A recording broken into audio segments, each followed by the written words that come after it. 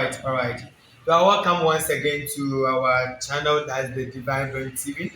If you're new here, you need to subscribe and hit the notification button. Today we have what is on the board: indices and logarithms for core mathematics in senior high school. In a very simple place. Make sure you bring your attention and you follow so that you're able to become a mathematician, as a matter of fact. Good. So we are going to talk about indices. First, we pick indices before we come to the logarithms. Now, when we say indices, we talk of index notation. Think of index notation, the exponent. Good. So let's come here. Now, assuming we have this and we have here. So this is how we represent an indices. So this becomes our base, and this becomes the exponent.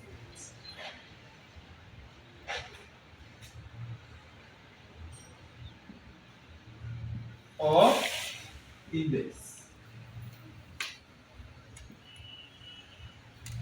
Good.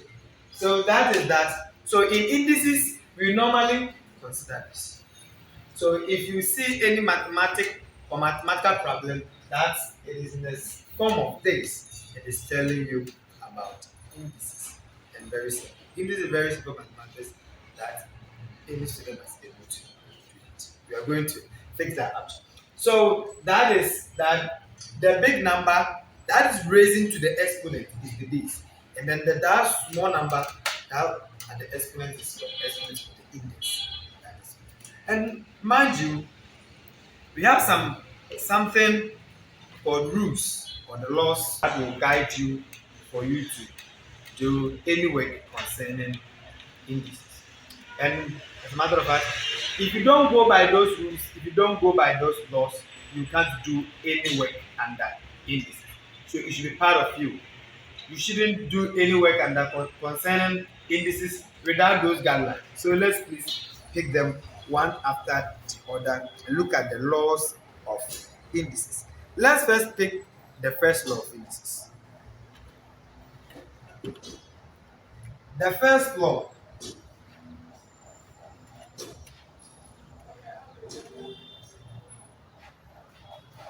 of indices, it says when you have a raised to a number x times a raised to a number y, the answer is going to be a x plus y. Why?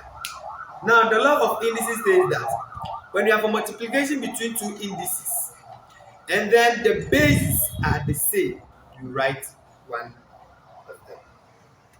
As you can see from the board, you can see that these are the base as it is here. The big number is the base.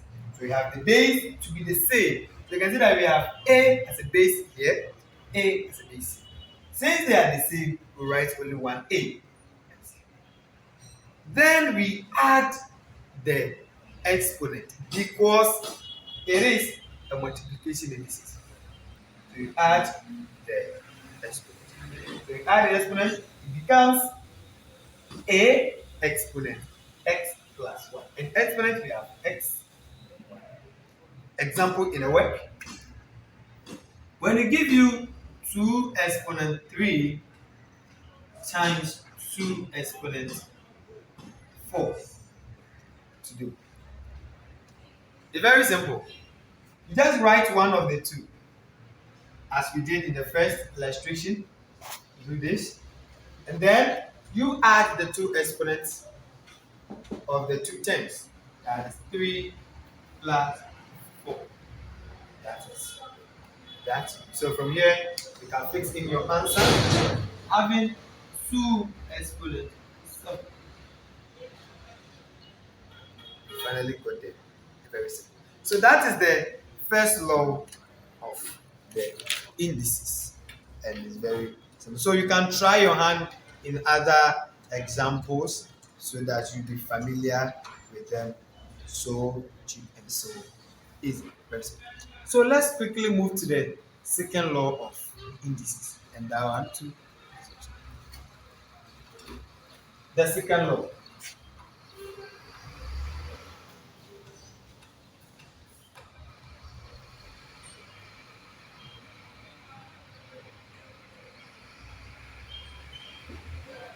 Now, assuming we have a exponent x over a exponent y, the problem I'm having in this way. The second law of indices states that, and please, the laws, they are not in step. You need to. It's just that you need to learn them so that you don't forget. Anyhow, you pronounce, someone can choose to take this one as a first law, someone can choose to take this one. But all what you need to do is to remember all the laws. Good. So let's continue with the second law of indices. So in the second law of this, when it comes to a fraction like this, when you're having a exponent x over a exponent y, how does it figure out this answer? It's very simple. You come this way, and then you write 1a, and then this exponent will come and subtract from this exponent. That is going to be x minus y. That will give you this. So that is the second law of indices. Let's quickly and use example and lesson. When you're having 2 over 3 over 2 exponent 2. How are you going to do that? Very simple. As we did it, just write it, any of the 2 as we did here. You write it like this, and then you subtract the exponent of here. And that becomes 3 minus 2. And you have 2. This one, as a matter of fact, don't write exponent 1. So you got this. So the reason why this became this, when you have 2 exponents 3, it means that we have 2 3's. Okay? So it means that it is 2 times 2. It means that 2 is multiplied itself 3 times as twice. That's why we have this exponent like this. And then when it is over 2 exponent 2, and that one is so simple and so easy. So that one is going to give us 2 times. So here you can just do cancellation. These 2 will take these 2 out. These 2 will take these 2 out, leaving these 2 there. And that is what we have to do. So that is the second law of indices. Very simple. Let's quickly and then move to the third law of indices. All right. Take my duster and then clean the board.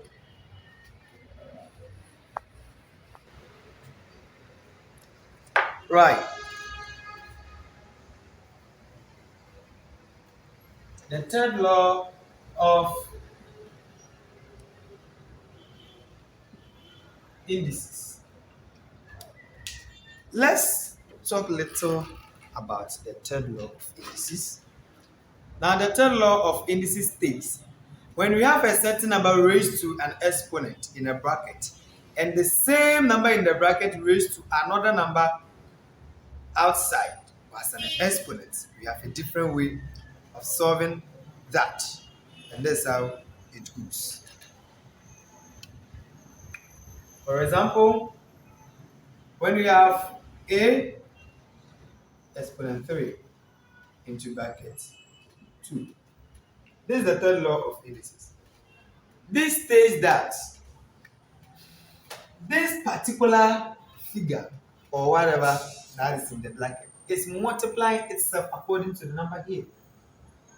And that is a exponent 3 times a exponent 3. Because we have a exponent 3 twos. This exponent is telling us that we have two of this here. If it were 4, we're moving 4 times.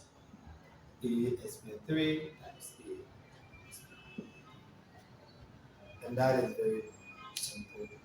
So when you go to this place, you're good to do it. That is the third law of indices. Let's continue. Then let's set up an example. Then let's do it. Good. So an example, when you have 2 exponent 4 in the brackets, then we have 5 here. We are going to have a large figure over here. So this is our example concerning the third law of indices. So just the same procedure. You just write 2 exponent 4. Now here we will move this 5 times. And instead of moving 5 times, you don't want it to write much. So very simple, you will bring the multiplication here. And that is going to be 2 exponent 4 times 5. As a matter of fact, we are going to get 2 exponent 20. So we're able to do this. Just it's the same as writing 2 exponent 4 times 2 exponent 4, 2 exponent up to 5. It's very simple.